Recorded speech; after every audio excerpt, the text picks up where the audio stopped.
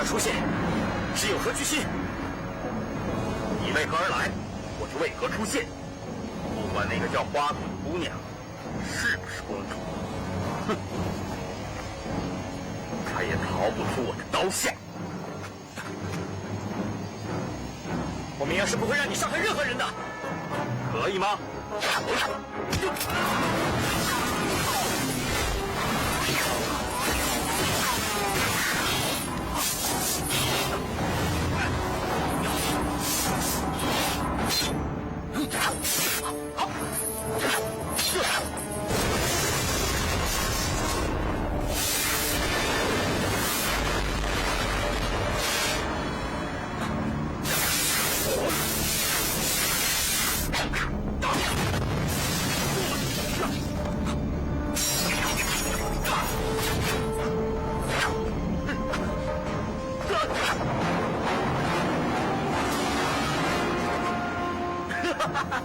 明阳，你是我宿世劲敌，你死定了！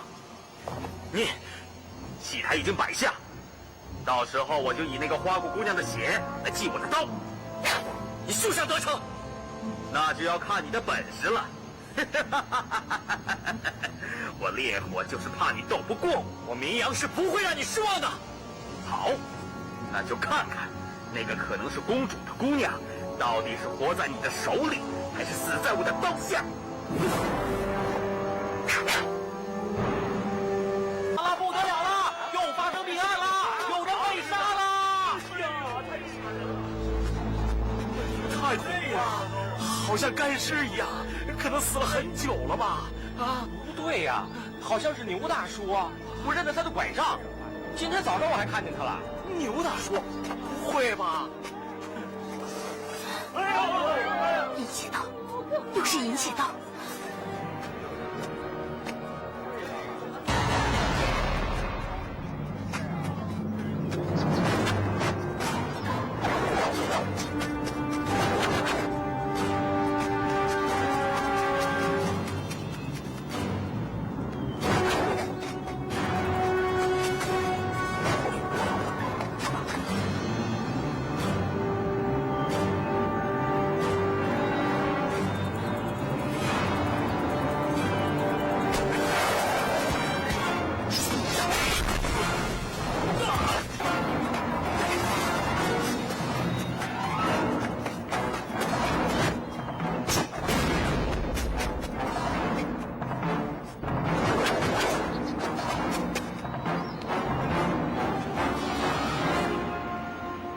那个人已经走了，不要再追了。我发现那个人有意无意的引你去追他。明阳多管闲事，赶过来看一看。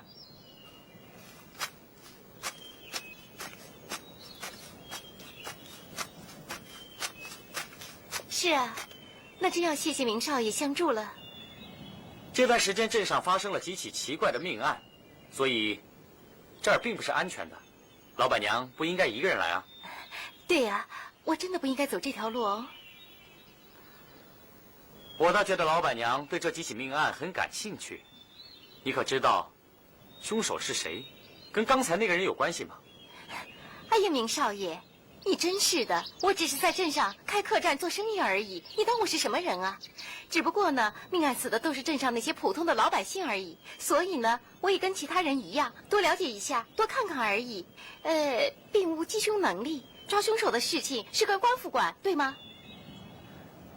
我倒觉得这些命案并没有那么简单，里面必有缘由吧。啊，对呀，听你这样说，真是挺吓人的哦。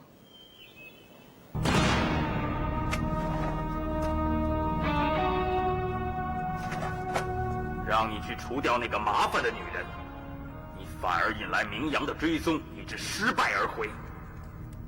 你的失败，也就等于聂轰的失败。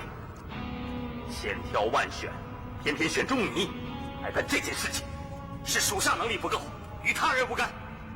你已经让明阳看到了你，我想聂轰是不会让你留在赤色火焰里的。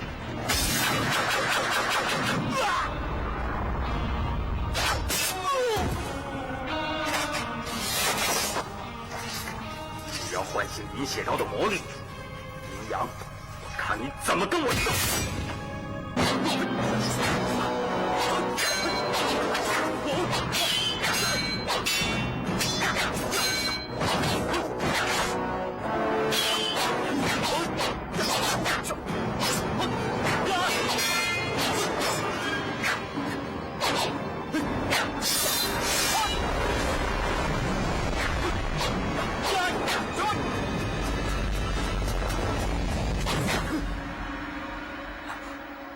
你今天的剑法似乎慢了。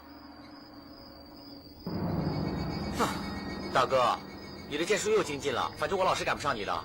你干嘛那么谦虚啊？从来你就没比我弱过。我是认真的哟。大哥是我见过剑术功夫练得最好的，你头脑冷静，出剑准确，并且勤力用功，难怪师傅在世的时候老让我向你学习呢。我只是以勤补拙而已。嗨，天生我材必有用，大哥你不要妄自菲薄哦。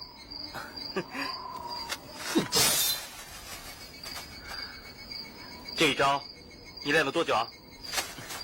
我练了整整1天。可我需要练3天才学会这一招啊！从小到大，你总是过目不忘，学任何事情都比我好，掌握的又快。不会啊，我觉得大哥学什么都比我好，只是什么？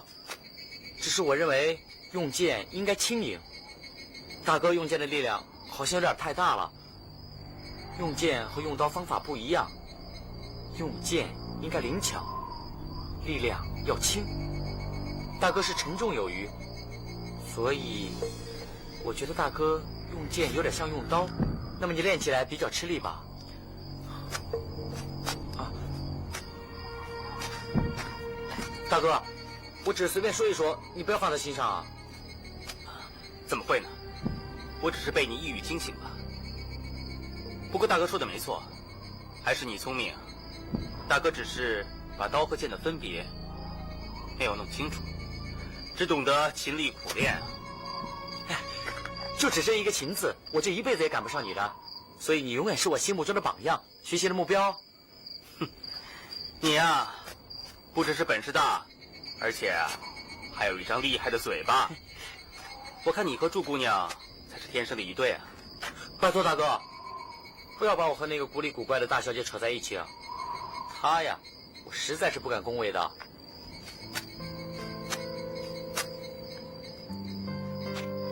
大哥，你真的要和她成亲啊？可成可不成。不过事情不都已经安排好了吗？我记得大哥曾经说过，喜欢那种温柔贤淑的女子为妻，而这位大小姐举止粗鲁任性，她完全不是你喜欢的那种女孩子的脾性，我觉得她配不上你。以前总是少年情怀白日梦，至于祝姑娘能不能配得上我，我也不再奢求什么了。哎，大哥你在说什么呀？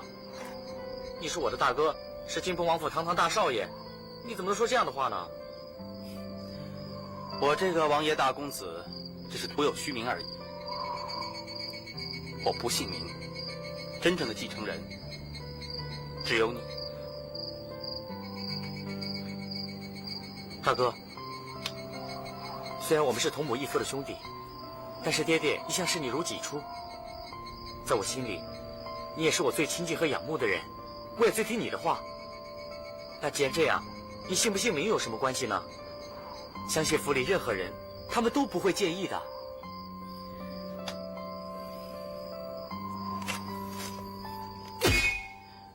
有你这样的一句话，就算世上所有的人都鄙视我，我也不在乎了。大哥，你放心，没有任何人会鄙视你的，因为我不允许任何人去鄙视我最尊敬的大哥。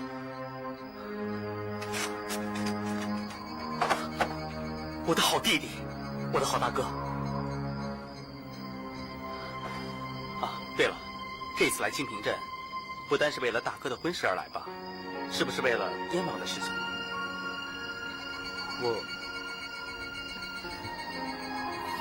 大哥不是多管闲事，大哥是担心你。如果燕王那边的事情需要大哥帮忙，就尽管告诉大哥。大哥，你的好意我心领了，只是这些小事，我相信我应付得来的。那好吧，凡事自己小心啊。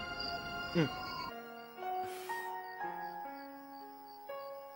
和师哥到清平镇已经好几天了，师哥每天总是忙着，常常一个人往外面走，到了深夜才回来。我感觉到师哥一定有很重要的事情在办。虽然他武功非凡，可我却依然很担心他，怕他会有意外。在这世上，师哥就是我唯一最亲的人了。主人，这个发射器已经按照主人上一次的要求加以调整和改良，只要再多一些时间，这个发射器对轰天旋螺的推动力肯定是不鸣则已，一鸣惊人呐！好了，就抓紧时间完成吧，不要每次都说再多一些时间，我可没有那么多时间给你。是。你可知道明阳下一步的行动消息？他一直都在清平镇盯着吉祥戏班不放，而烈火也在紧贴追踪。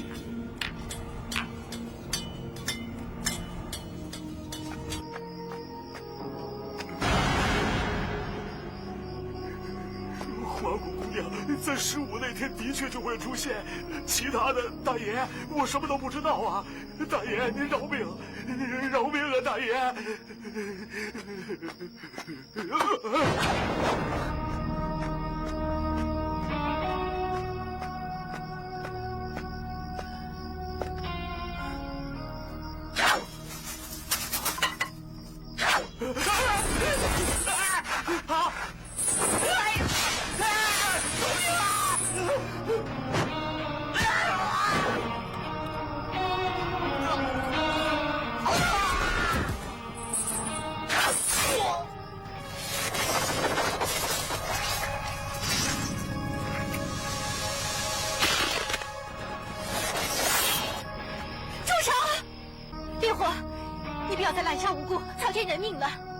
难道你为了一柄银血刀，就弄得满城腥风血雨，血流成河吗？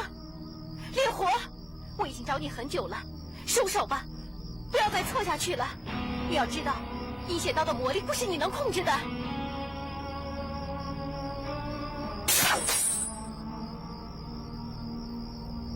烈火，现在收手，你还来得及，你还可以回头的。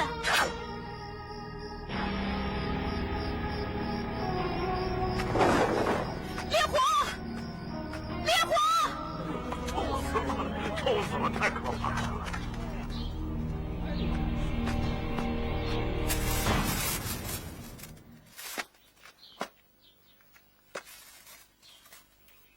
老板娘，真巧啊，在这儿碰上了。哎呀，我就算不被死人吓死啊，也要被你这活人活活吓死的。连番发生那么多命案，老板娘很感兴趣了解。哼，我呀可是什么都见过，就是没见过这么奇怪的事情，哪有被杀得干干枯枯的？所以也进来看一看喽。那么老板娘认为是什么杀的呢？刀，一刀致命。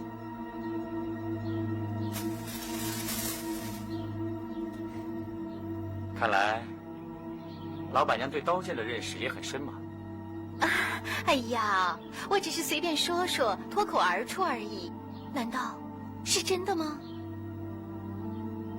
这伤确实是刀伤，但是却连一滴血都没有，全身如同烧焦了一样，这是怎么回事？血是被吸干的，就是被那柄刀吸干了身上的血。至于全身被烧焦，那就是被刀气所伤。刀气？什么样的刀有这样的刀气？有这么大的魔力，当然是魔刀，可以说是银血刀。银血刀？哎呀，我呀是听戏听多了，所以呀胡思乱想、胡说八道而已。看你这么认真的表情，你不会真的相信我说的这些废话了吧？哎呀，又有人被杀了，要赶快报官才行啊！哎，往上挂，往上挂啊！哎，箱子往里边搬，往里边搬，快点，快点啊！当心点。哎，那字儿不够正，哎，快点，快点，箱子往里搬啊！小心点啊！哎，再往那边点。对，还有那祥字儿。跟你说呢，那祥字儿，对。哎，摆正了，摆正了啊！好，啊，就这样。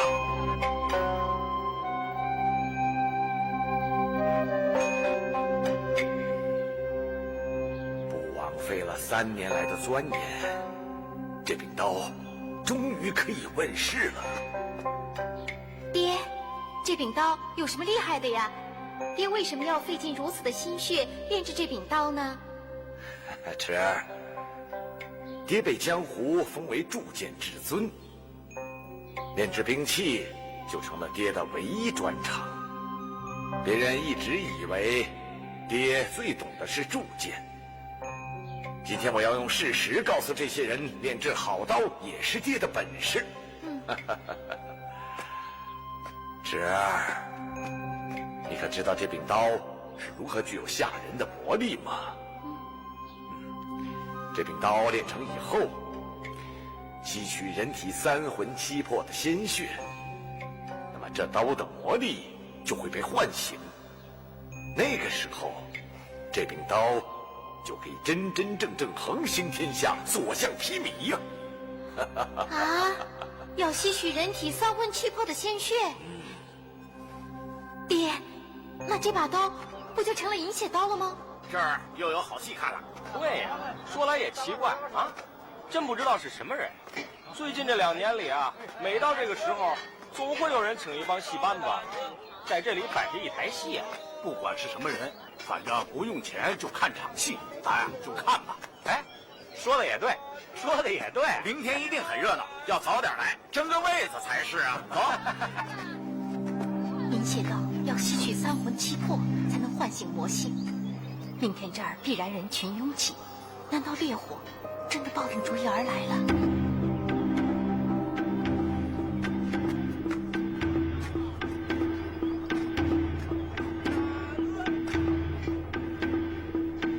好嘞，来嘞，哎，客官来，许慢用啊！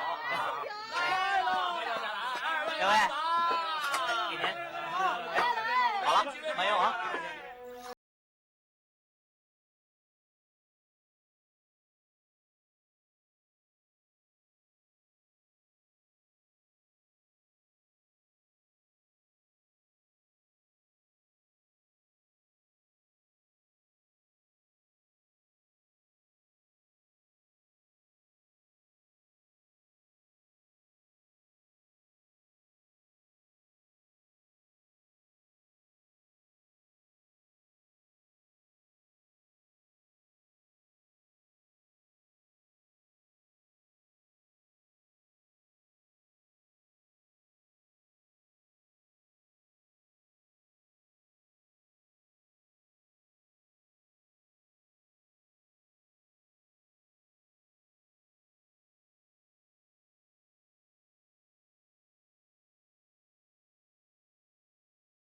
师哥，你又要出去啊？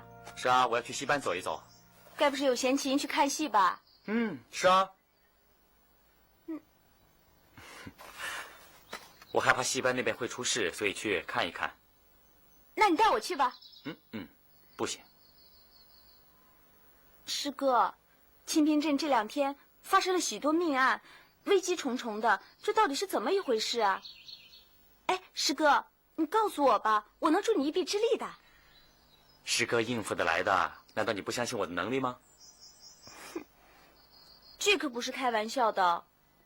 就是因为存在危机，所以我怎么舍得让我的宝贝师妹去冒险呢？那你就是不相信我的功夫可以保护得了自己了。不会啊，晴儿的武功天下无双，谁敢不相信你啊？只是我担心今天去的对手真的是不简单，连我都不敢疏忽，所以我害怕你去了之后会分神来照顾你啊。师哥，我真的不会给你添麻烦的。好了好了，在府里待着等我，我会很快回来的。去吧。师哥，快去。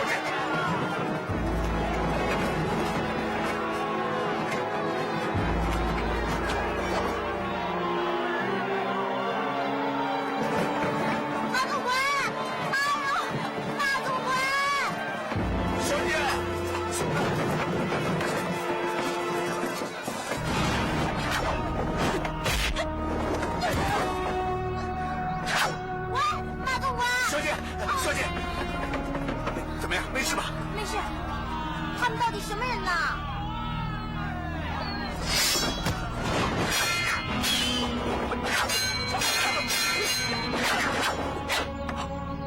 老板娘，你快走，这儿有我。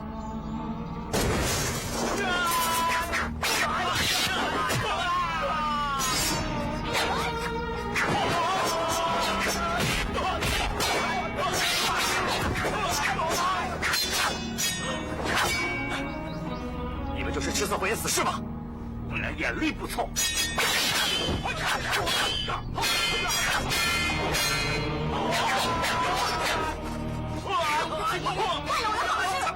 小姐，你要干什么呀？我要教训他。你又不懂武术。我不懂，你懂啊？让我的好男不为了露脸给你瞧瞧啊！马总管，别让我失望啊！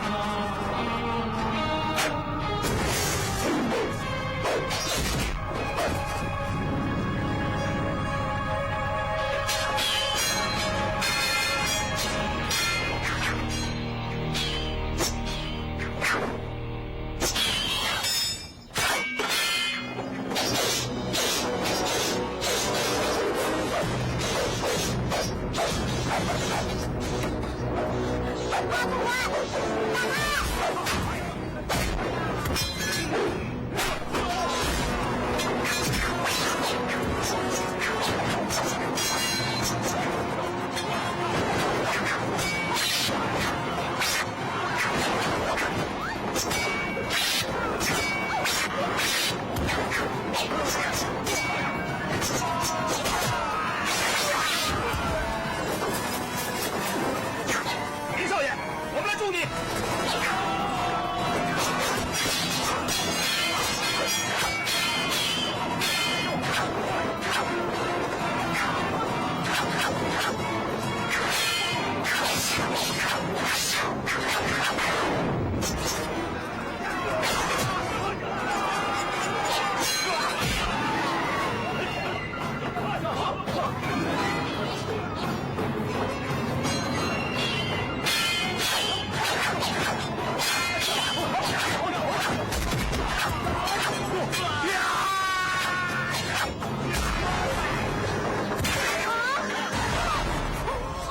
马总管，你没事吧？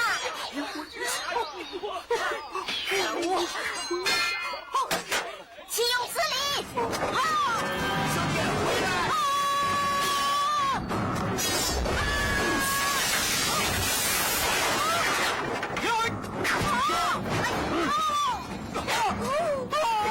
若不然我先杀了他！你放了他，你是跑不掉的。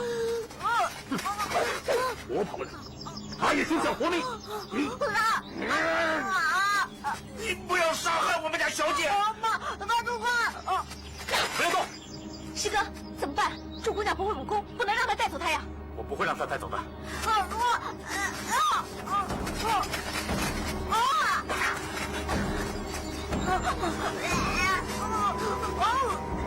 放了他！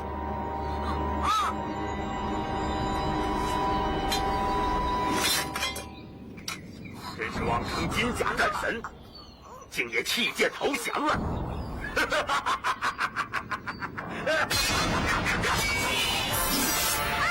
小姐，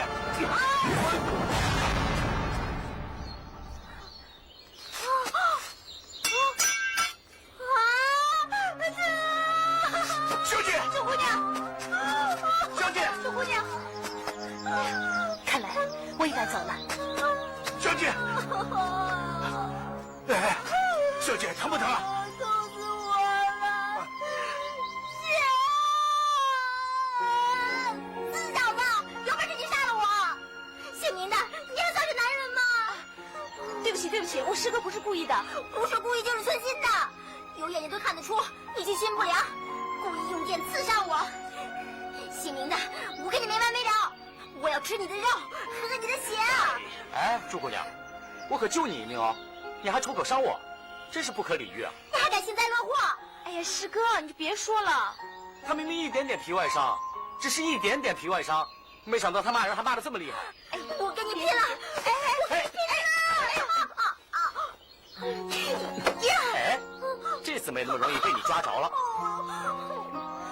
哎呀，小姐，别闹了，明子真是抱歉了。该道歉的是他。哎，小姐，好了，走了。姓名的，你给我记着，我一定会报仇的。你等着瞧啊！好了，你等着。你要怎么样？等伤好了再说吧。要啊！哎呀，师哥，你看怎么办啊？天地良心，我真的想救她。这个不知好歹的丫头，她要寻仇就来吧，她也太不知好人心了。感谢你们出手相助啊！别客气，明少爷，一切都是燕王的安排。燕王的安排？难道燕王已经料到潜伏多时的赤色火焰今天会重现江湖吗？燕王只是知道烈火是一个不择手段的危险人物，所以就吩咐我们前来协助明少爷对付烈火，而事实上却没有料到赤色火焰会突然出现。没想到烈火再次重组赤色火焰，真是罪大恶极啊！哎，明少爷，依你所看，那名叫曲池的老板娘到底是什么来路啊？这个嘛，我暂时还不太清楚。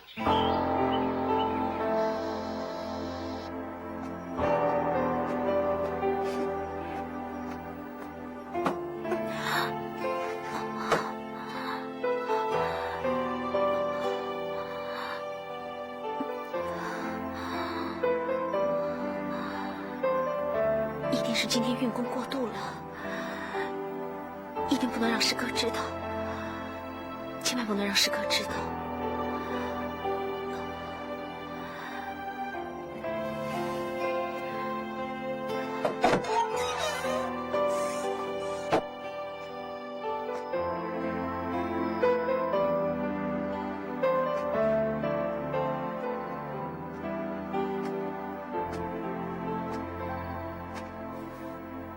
老板娘，明阳有事请教。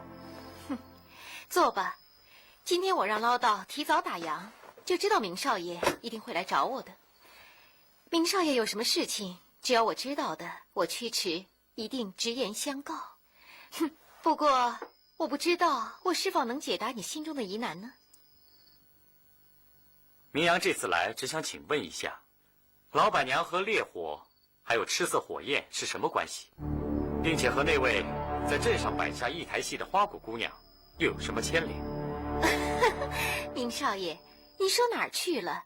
什么什么烈火，什么什么赤色火焰，还有那个什么什么摆下一台戏的花果姑娘。明少爷，你不会觉得这个戏班还有那些人都是我曲池聘来的吧？我这个人呢，全镇的人都知道，我最爱挣钱，可是我又最不爱花钱，哪怕是浪费1文钱，我都会心疼好几天呢。那老板娘为何会坐上专门为花果姑娘设的雅座呢？我怎么会知道这么多的因因由由呢？我只是觉得那是一个好位置，所以呢，才一屁股坐上去了呗。哎，想不到啊，我差点连命都没了。早知道是这样，就是给我再多的银两，我也不会那么傻的坐到那个没命的位子上。那老板娘的意思就是说，你不认识那位铁面杀手烈火了？如果要是认识的话，在大庭广众之下，我怎么会弄得那么狼狈呢？你知道吗？那个戴面具的人要杀我呀！你们不都看得清清楚楚吗？烈火要杀你，我们都看见了，但是你却有保护他的意思。老板娘是练武之人，明阳这点是没有看错的，是吧？我都说嘛，女人始终是女人，胆子天生是很小的，一看到什么刀啊剑的，就会心烦意乱，闭上眼睛胡乱出招。明少爷，我可否有伤到你啊？如果我有伤到你的话，那我屈尺可罪过喽，罪过喽。老板娘，哎呀，明少爷，我呀越想越害怕。我觉得我谁都可以得罪，就是不可以得罪鼎鼎有名的金鹏王府。明少爷，我该回答的我都已经回答得很清楚了，我再说下去的话，就一定会言多必失。哎呦，我头有点晕呢。明少爷，我想你还是先行一步吧。明少爷，也不知道那位祝家大小姐的伤怎么样了。说不定啊，她现在正在骂你呢。老板娘，既然你头晕，就应该早点休息，不要喝太多酒了，不然你明天怎么会有精神招待我这位贵客呢？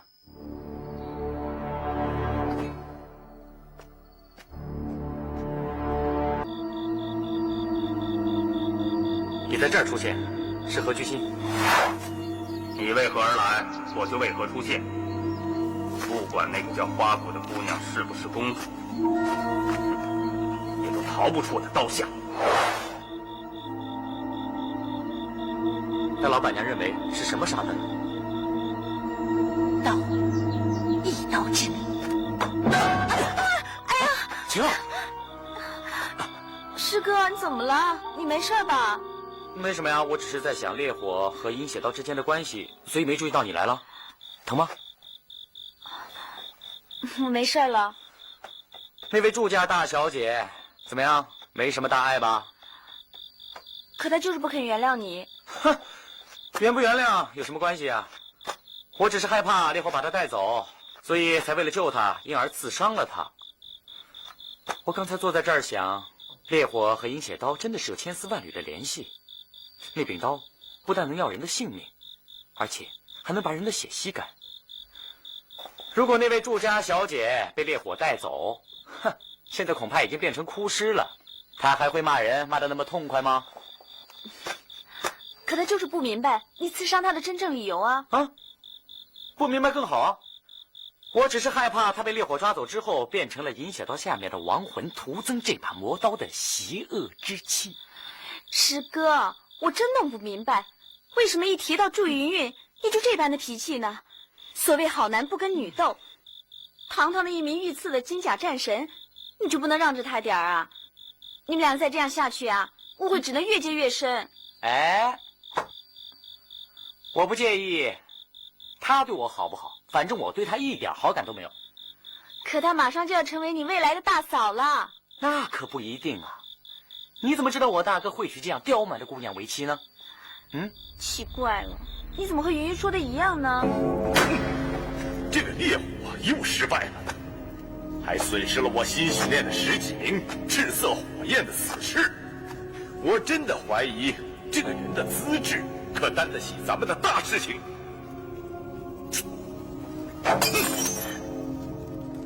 这个人本性恶，自卑心很强，用他来对付明阳，绝对是没有错的。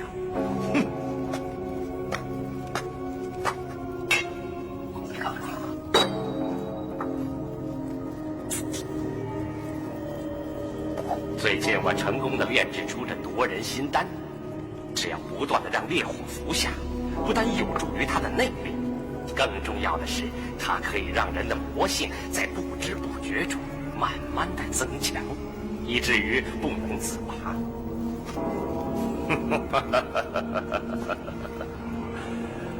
聂轰确实有些本事，当年你师父将你遗弃，实在是他的损失啊！老板，这怎么好意思呢？还要你半买半送。甭客气，老板娘买的高兴就好了。那好吧，你去香姿楼，我请你喝酒。一定一定，谢谢老板娘。好的，再见，老板。您慢走。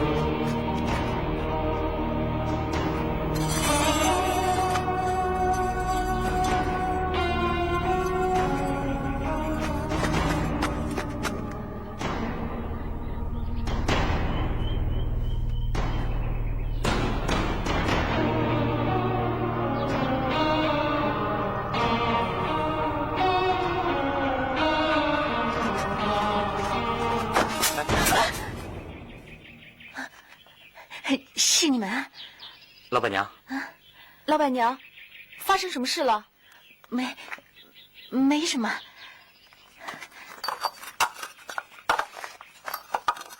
看老板娘的样子，好像受了什么惊吓。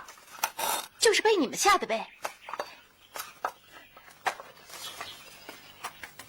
你看，这有其他人吗？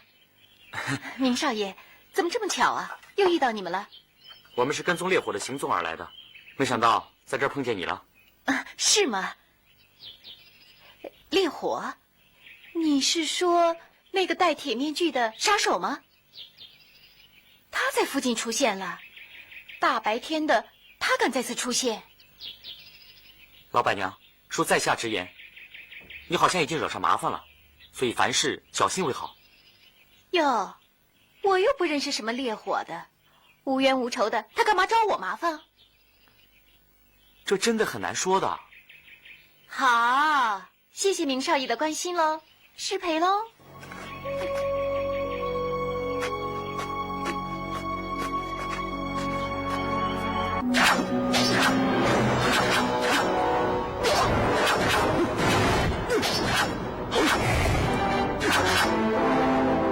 明阳，你必成为我刀下之魂。哎，这辣椒怎么卖？这1文1斤。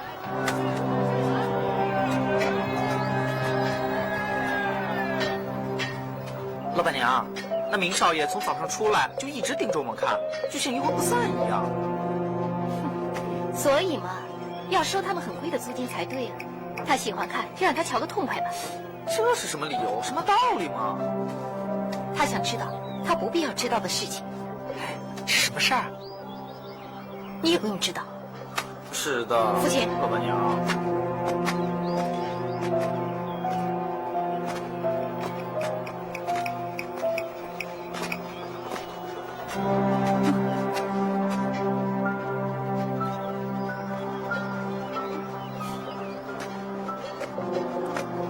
明少爷，我再跟你说最后一次，你跟着我真的没有什么用，因为我根本不知道烈火在哪里，还有那个什么花果姑娘，我跟她丝毫没有关系，我不认识她。但是我的直觉告诉我，你一定向我隐瞒了什么，并且你还知道很多事情。我跟你说真话，你总是不听。老板娘，你应该知道，在没有查出你跟他们之间的关系之前，我是不会善罢甘休的。随便你吧，唠叨，我们走。走。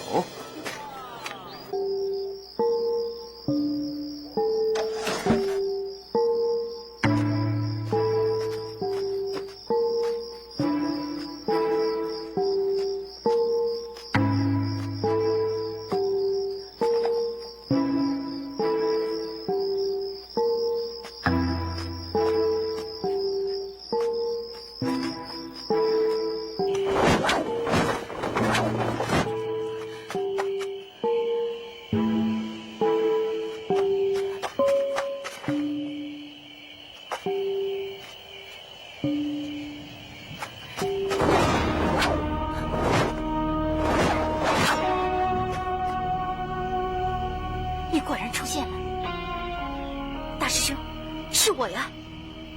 大师兄，你连我都要杀了吗？那天在戏棚，你为什么要杀我呢？大师兄，你已经杀害了很多无辜的性命，难道练成魔刀，雄霸天下，对你真的很重要吗？你可知道，爹若在泉下有知，他一定会死不瞑目的。大师兄，求求你，请你念在爹从小就疼你的份上，请你收手吧，不要再滥杀无辜了。大师兄，也请你念在我和你之间从前的那份情感上，请你不要再执迷了。大师兄，这些年以来，我一直在寻找你，我一直没有忘记过你呀。大师兄，你为什么不说一句话？大师兄，我求求你，收手吧。大师兄，你听见我说话了吗？啊，大师兄！老板娘，你是不是应该告诉我，这到底是怎么一回事？哼，老爷，你真是有机灵又难缠。今天既然已被你发现了，若是不告诉你，大概是不可能了。其实，我出生在铸剑世家，我爹就是屈海。啊？屈海是你爹？嗯。当年，举世闻名的铸剑至尊，所铸好剑不计其数，只可惜在江湖上销声匿迹很多年了。他是你爹，你是他的女儿。哼，怎么？我这个唯利是图的客栈老板，怎么看也不像是铸剑至尊的女儿，是不是？不是，我不是这个意思。在我的脑子里，从来不会以貌取人的。在我们铸剑世家，我爹除了我之外，还收了2名入室弟子。你看见的烈火，就是我的大师兄了山。我爹说过，大师兄是100年难得一见的旷世奇才。他的铸剑之术，可以说是轻胜于蓝，所以爹对他特别的赏识和疼爱。爹甚至可以把他一生的技艺全部都奉献给大师兄。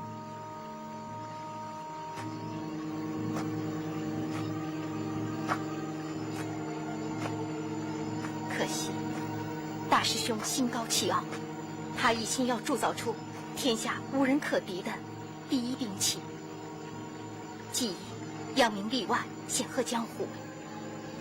心高志远，无可厚非啊。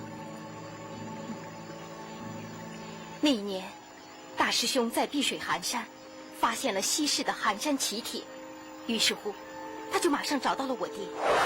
爹，你真的要和大师兄一起铸炼那柄寒铁奇刀吗？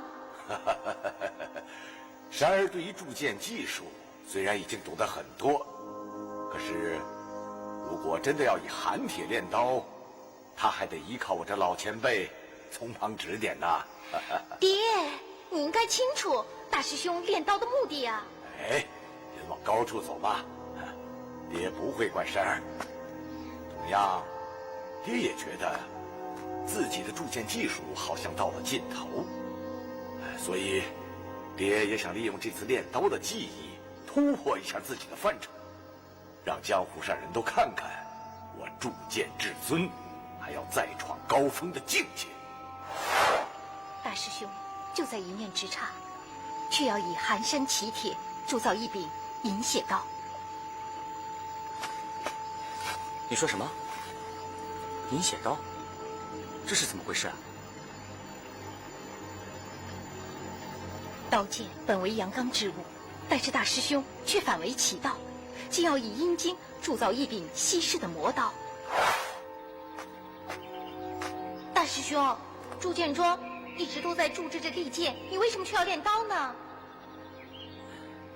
是，就算大师兄的铸剑技术再高再精，也永远都只会活在师父铸剑至尊的威名之下。在江湖上，根本不会有人称道我仰山是铸剑至尊。大师兄，那不过只是一些虚名而已嘛。哼，我既有旷世奇才，就不会甘心。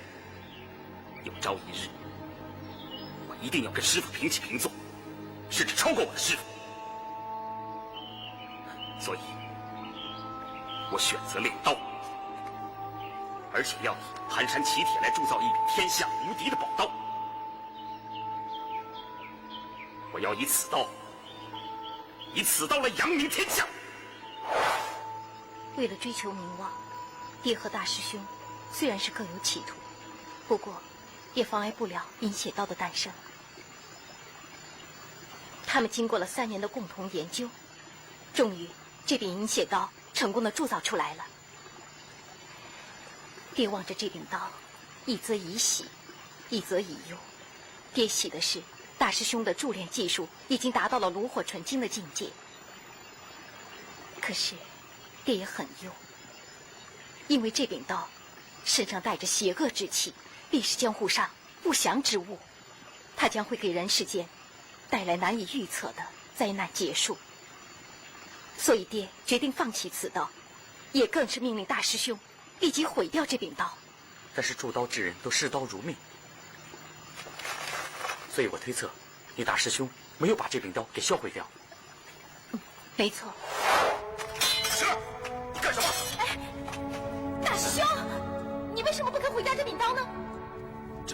千辛万苦才练出来的魔道，怎么可以轻易毁掉呢？爹说过，这柄刀是人间凶器，是不可以留下来的。大师兄，你还给我！你还给我！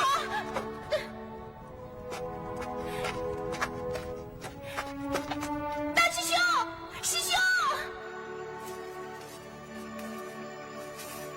一直以来，我爹都视大师兄如亲生的儿子一样，可是大师兄却执迷不悟，一心要扬名天下。就在我爹病危在床的时候，大师兄却背叛师门，提着银血刀不知去向。后来我经过很多方面打探得知，大师兄利用那柄魔刀，组织了一伙邪门之士行走江湖，成为了一股可怕的神秘力量。赤色火焰是吗？银血刀不容于江湖正道，大师兄心中怒火燃烧，所以促使赤色火焰具有更恐怖的破坏力。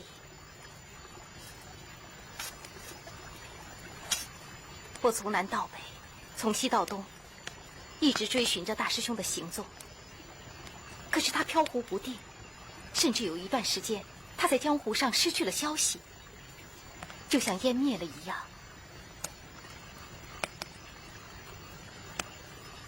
后来我才查到，他最后出现在清平镇。所以你就决定在这里留下来了，是吗？因此，我就以客栈为幌子，一直在暗中寻找大师兄的行踪。可惜好几年过去了，一直没有下落。直到最近银血刀再现江湖，我就知道大师兄他人在这儿。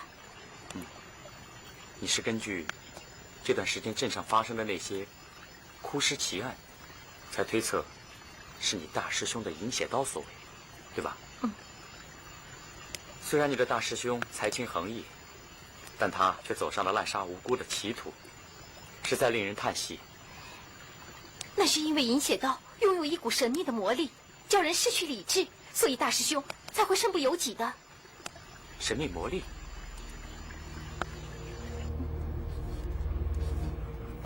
在戏班里出现的那名女子并不是花骨，她是香姿楼的老板娘曲池，她是冲着我手上的银血刀而来，和那个花骨扯不上什么关系，大可不必理会。曲池，是他。话虽如此，公主之事不容有失，以防节外生枝，我看还是早点把这个麻烦人解决了吧。这位老板娘只是泛泛之辈，我根本没把她放在眼里。不过聂轰，我烈火做事自有主张，这件小事不用你费心了。当然，你做事素来都是干净利落，我相信你绝对不会让我失望的。只不过主人对此事非常的慎重，你绝不可掉以轻心呐。我明白。哎，最近银血刀练得如何了？尚算不错，刀锋银血，功力一天比一天厉害。只要银血刀在手，你的功力就会不断提升，对付名扬那是指日可待啊。这里面是一些丹药，服下后可增强你的内力，帮助你修炼银血刀。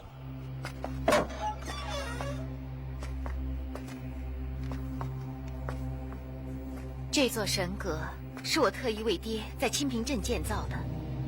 我一直希望，若有一天大师兄能够看到爹的这个灵位，让他想起爹以前是多么的疼爱他。现在，他的暴力行为又让爹多么的痛心。我真的希望大师兄能够有所悔意，痛改前非。曲老前辈不愧为铸剑至尊，所铸的宝剑果然是巧夺天工啊！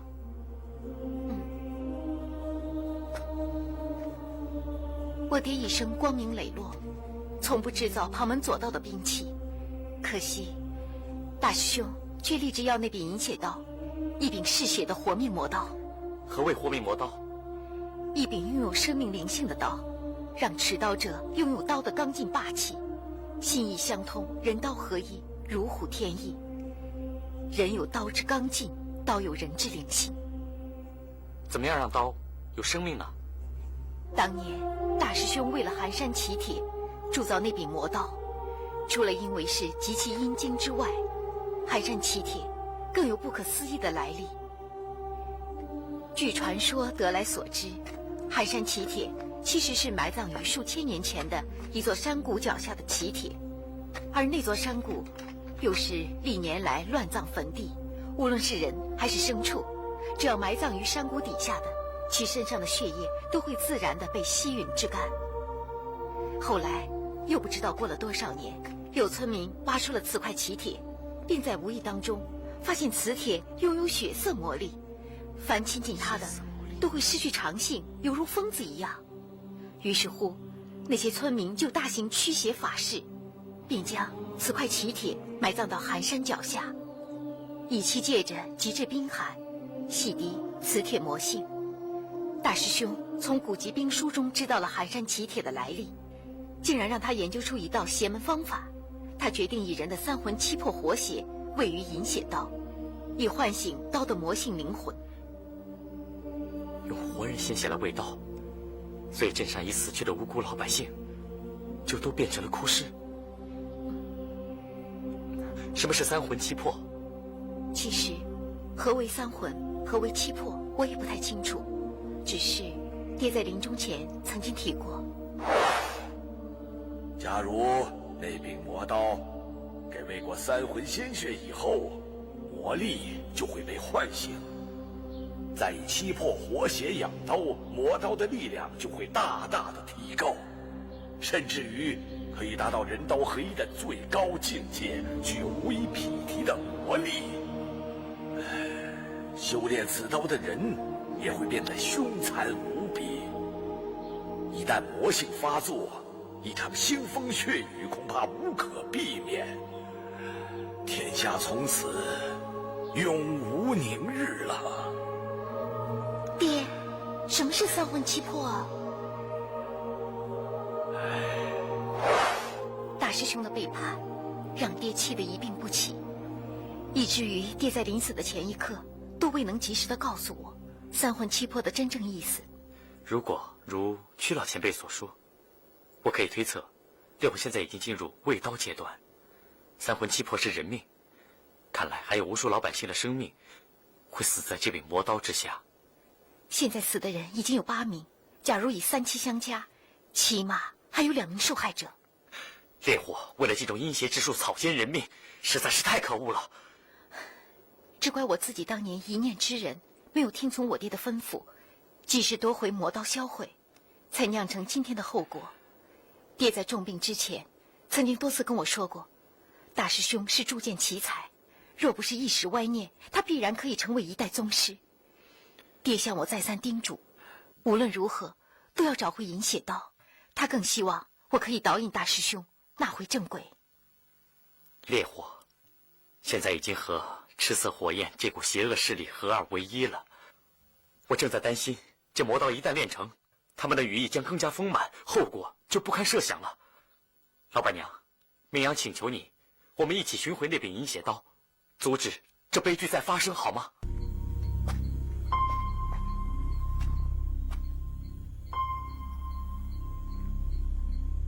你从这些受害者名单当中有何推测？从名单看，都是男人。不错，而且我已经侦查过了，他们都是贫苦人家，都是依靠打柴糊口的樵夫。这么说来，烈火专找精壮的男人为目标。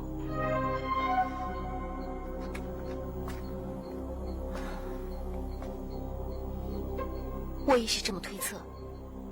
不过，现在死的8名受害者全都是男人，那么这跟三魂七魄又有何干系呢？既然银血刀是阴邪之物，我想烈火大有可能用纯阳的鲜血来增加魔刀的威力。至于三魂七魄，我推测是用来作为他们年龄的分别和肥瘦之别吧。照目前情况来看，让我无法推测的是，这些死者到底是属于三魂呢，还是属于七魄呢？无论如何，既然我们已经算到还会有2名受害者的话，那么烈火今天晚上一定会出动，所以我们必须马上寻找他的行踪。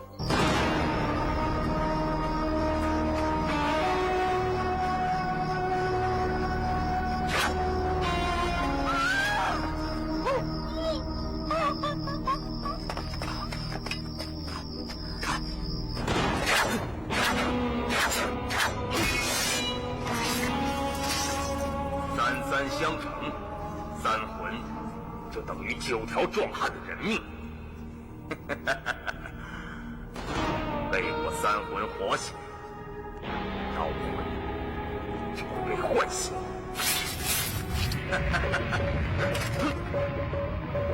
果然是摄人心魄，看来刀气一旦练成，确实是威力无穷啊！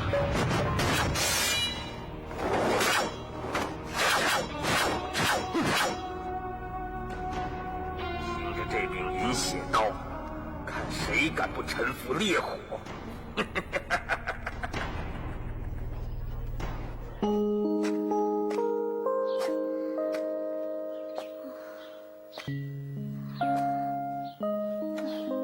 怎么没有人在唱歌呢？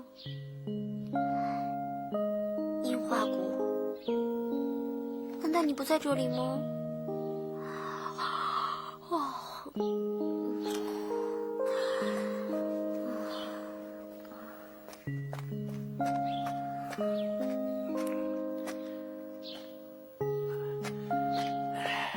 小姐，小姐，哎呦，你累了，咱们回去歇着吧啊！谁说我累了？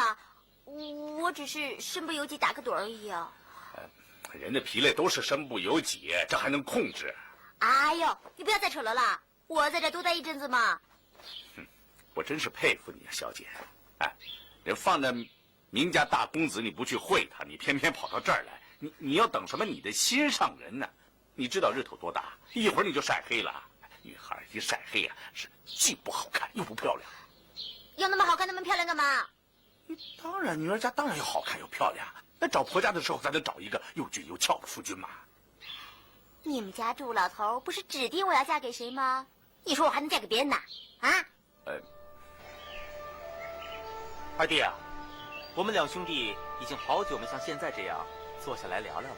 是啊，大哥，听府里人说，大哥日夜为爹的生意操劳，看你这么劳累，我这个当弟弟的真是自惭形秽啊。你还敢说我呢？你呀，最近行踪神神秘秘的，更是和晴儿到相思楼投战，每天早出晚归的。要不是今天你回府一趟，也不知道什么时候咱们2兄弟才能够在这里闲聊，喝上一杯啊。我听镇上人说，你和相思楼那位老板娘走得挺密的。告诉大哥，你搬到那边去住，是不是为了她呀？说是为他也行，不完全为他也行，只是现在不知该怎么样向大哥解释清楚。很多人都说相思楼那位老板娘挺骚的，很会讨客人喜欢。不过从她嘴巴里说出来的话，却10句没有9句正经，你别放在心上。二弟，你和她交往，可千万别被她偷走心呀。大哥，你说到哪里去了？你自己的弟弟，你还不清楚吗？我是那种到处留情的人吗？你呀，更是高傲不羁。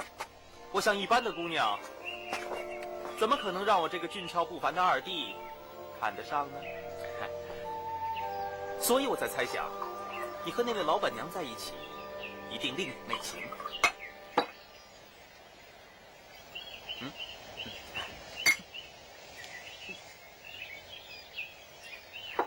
不过有很多人看到你们几次在镇上的祠堂进进出出的，这最近呢又有那么多的凶杀案发生，难道那位老板娘知道些什么，让你这位朝廷中人也要去向她探查吗？大哥想的太复杂了，那位老板娘并不知道什么的。二弟，连大哥都不相信了，连半句话都不跟我讲。大哥，我不是这个意思，就算全天下人我都不信任，我一定会相信你的，我的大哥的。看你太紧张了，大哥只是知道，最近啊，你瘦了，而且呢，好像很多事情在烦。大哥只是想帮帮你解决难题，问问你，看看大哥可不可以帮你一把，解决问题。谢谢大哥。大哥，说实在话，我在为你和祝家大小姐的婚礼而操心呢。我觉得那位祝家大小姐根本配不上我尊敬的大哥啊。这件事情就不用操心了，爹已经安排好了，你还瞎操心些什么呀？对吧？既然大哥很快就要成亲了，那你呢？晴儿是你青梅竹马一块儿长大的，她是不是你心仪的对象？大哥，她是我同门师妹，我们是兄妹感情而已。我看她不一定这么想哦。